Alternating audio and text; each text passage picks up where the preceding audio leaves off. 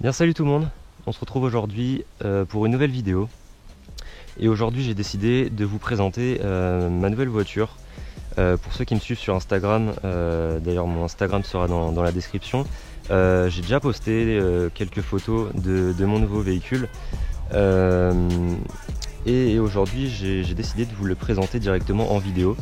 Alors pour ceux qui me connaissent, avant ça j'avais une Seat Ibiza. Qui était ma voiture de tous les jours en fait, qui me servait beaucoup pour toutes les vidéos que vous avez pu voir sur la chaîne, puisque cette voiture servait de caméra car. Mais j'ai décidé de la vendre tout simplement parce que je voulais passer sur quelque chose de plus marrant à conduire. Mon choix s'est porté du coup sur cette voiture que vous pouvez voir juste ici, qui est donc une BMW E36 318 IS de 1992, donc BMW série 3, donc en version coupée, véhicule que j'adore vraiment, surtout l'avant qui est vraiment pour moi magnifique en fait. Et donc pour vous parler un petit peu de cette voiture, c'est donc une 318 IS comme je vous l'ai dit, moteur 4 cylindres atmosphérique de 140 chevaux. Au niveau de la couleur extérieure, on est sur une couleur noire. J'ai pas exactement le code couleur précis puisqu'en fait l'un des anciens propriétaires a décidé de changer la couleur. En fait avant la voiture était en gris, un gris foncé, et il a décidé de la passer en noir. Comme vous pouvez le voir, elle est montée sur des jantes BBS assez sympathiques, en 17 pouces. En gris, voilà, ça fait très bien le taf. À l'avant, comme vous avez pu le voir, le pare-choc type M3 qui a été mis. Bon, faites pas attention à ça, ça c'est mon micro, c'est ce qui me permet d'enregistrer les sons des moteurs. Donc voilà, vous avez le micro qui est juste ici, branché, fixé avec une ventouse. Le câble passe juste ici, juste là, il est branché ici à mon appareil photo qui du coup prend le son. Pour revenir aux modifications, on a ici un diffuseur type M3. Il y a eu une ligne sur mesure, enfin un silencieux sur mesure qui a été mis de chez Ultimate Car. Donc voilà, au niveau des modifications esthétiques, ça reste assez sobre. Moi de mon côté, je compte rajouter quelques modifications, mais principalement la remettre vraiment le plus à neuf possible, parce qu'il y a vraiment plein d'endroits, déjà par exemple comme vous pouvez le voir ici, je vais essayer de me rapprocher, tout là en fait la peinture noire c'est écaillé, donc en fait on a la peinture d'origine qui est en dessous, donc vraiment dégueulasse, comme par exemple ici où le mec qui a peint la voiture a carrément peint les joints, vraiment un travail de merde. Les joints ici complètement craquelés, donc ça va être également à changer. Également ici il y a un petit peu de rouille, donc je vais essayer de retrouver les pièces d'origine pour pouvoir changer ça. Ici c'est craquelé également, donc ça va être vraiment tout un travail de rénovation. Et après je pense que je me pencherai sur les modifications vraiment esthétiques.